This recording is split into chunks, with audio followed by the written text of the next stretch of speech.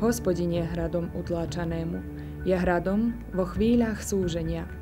V teba dúfajú tí, čo poznajú tvoje meno, lebo ty neopustíš tých, čo hľadajú ťa, Hospodine.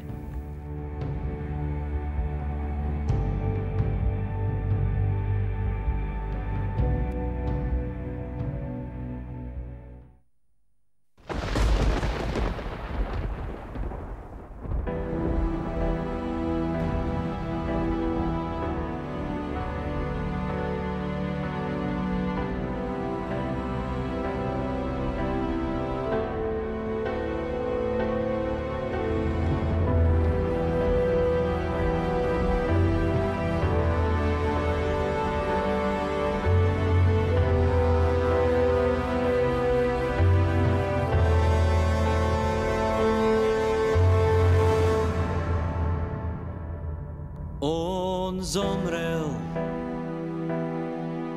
keď na kríž ho pribili, rúhali sa mu a smiali, ukrižuj ho, kričali. On všetko znášal, Bohu volal, Otče, odpusti im, nevedia, čo činia. Otvorím oči, nech tvoju milosť uvidia. Ježiš žije a vždy bude žiť, svojou slávou plní zem. Ježiš žije a vždy bude žiť, svojou slávou plní zem.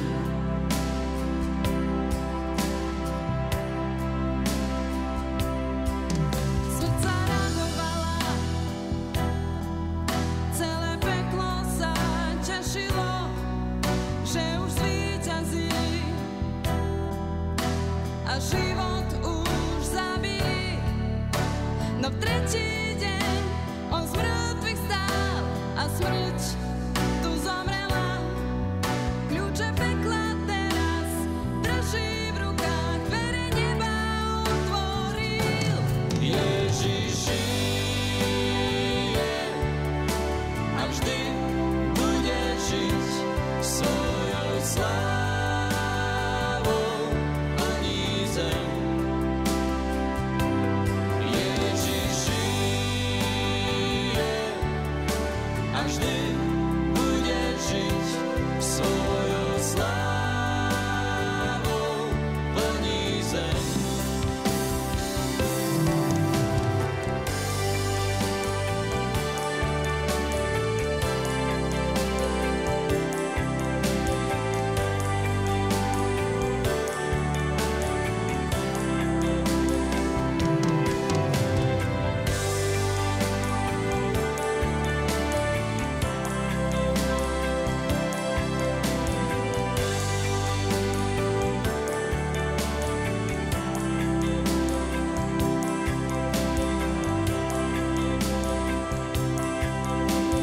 Odpustím, Otče, nevedia, čo činia. Otvorím oči, nech tvoju milosť uvidia. Odpustím, Otče, nevedia, čo činia. Otvorím oči, nech tvoju milosť uvidia. Odpustím, Otče, nevedia, čo činia. Otvorím oči, nech tvoju milosť uvidia.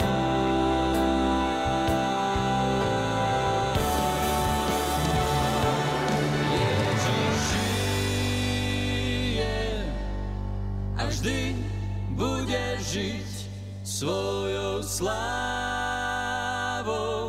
plní zem. Ježiš žije a vždy bude žiť, svojou slávou plní zem. Ježiš žije a vždy bude žiť, svojou slávou plní zem.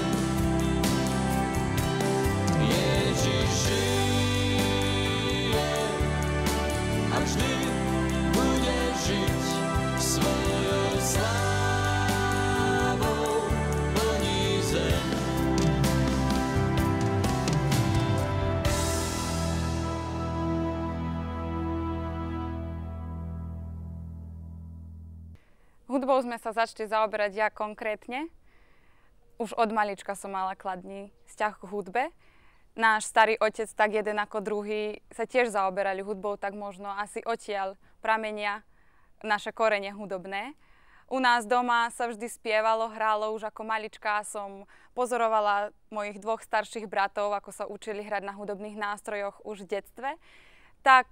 Takým neformálnym spôsobom vlastne hudba sprevádza celý môj život. A tak vážnejšie som k tomu pristúpila ako 14-15 ročná, keď aj datujeme začiatky duo AD a odvtedy hudba nadobudla taký iný duchovný rozmer v mojom živote. No a ja tiež od malička. A ešte zo základnej škole som chodil spievať na nejaké festivaly a tam učiteľ hudobnej školy zistil, že to asi môžem robiť, tak ma vodil na také rôzne detské festivaly a potom pozdejšie som sa rozhodol, že predsa budem len kresťanskú hudbu spievať, kresťanskou hudbou sa baviť a takže už ako čo Anna povedala, že keď mala takých 14 rokov, už je tomu asi 12 rokov, ako sa bavíme hudbou len kresťanskou a spievame len na slávu Božiu. Duo AD by som povedala, že sa uberá vlastnou cestou a to v tom zmysle, že píšeme si vlastné skladby, ktorých autorom zväčša je Dan, ale pribúdajú aj tie moje. A sú aj prebraté piesne, preložené, také, ktoré nás inšpirovali alebo nás oslovili, prečo nie, ale ja osobne si myslím, že aj v budúcnosti sa zameriame viac na to, aby sme tvorili tie naše. Mnohokrát, keď prečítame možno nejaké verše z Biblii, nás to inšpiruje a na tie verše dodáme nejakú hudbu a z toho nastane pieseň.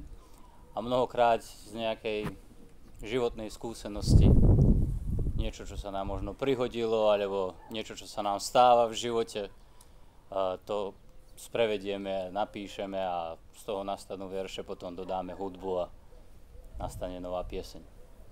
Cieľom nášho hudobného pôsobenia je, aby naša hudba, inštrumenty, hlasy, spev neboli len zvuk a hluk, ale aby to naozaj malo aj náplň, čiže chválu našemu Bohu a aby nás cez tú chválu Boh aj použil, aby sme vedeli osloviť aj iných ľuďoch, že je niečo viac, že je radosť, je pokoj v tomto uponáhľanom svete a je láska, ktorá má záujem o všetkých nás. Tak by sme chceli, aby to bolo aj posolstvo všetkým ľuďom.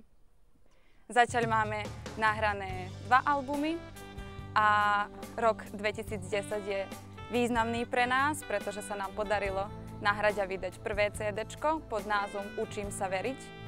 To je podľa piesni, ktorú napísal Dan. A tiež v 2011 roku, keď sme vydali naše druhé CD-čko, ktoré sa volá Na mieste našich stretávaní a je veľmi pre nás vzácna tá pieseň, podľa ktorého sa volá aj CD-čko, lebo ju napísal náš otec a hovorí o tom, že aby sme sa postavili na to miesto, kde sa stretneme s našim stvoriteľom a s našim Bohom a že vtedy dožijeme zmenu. Na mieste našich stretaní sa, kým vánok ducha povieva, počujeme tvoje kroky.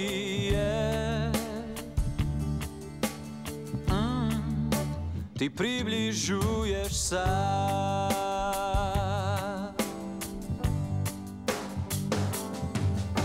Na mieste našich stretávaní náš život sa vždy obnoví, oheň v nás sa roznietí. Na mieste našich stretávaní náš život sa vždy obnoví, hriešník sa tebou posvetí. Ježiš, keď si prítomný. Vystupovali sme zatiaľ prevažne u nás, tu v Srbsku, najviac v miestnych zboroch, ako v Bačskom Petrovci, v Pivnici, Kulpíne, v Zrenjanine a tak ďalej, ale vystupovali sme aj v zahraničí, na Slovensku niekoľkokrát, boli sme v Rumúnsku, tiež nedávno v Taliansku, aj keď je to prevažne zateraz v našej krajine. Hrudi oheň zapálíš.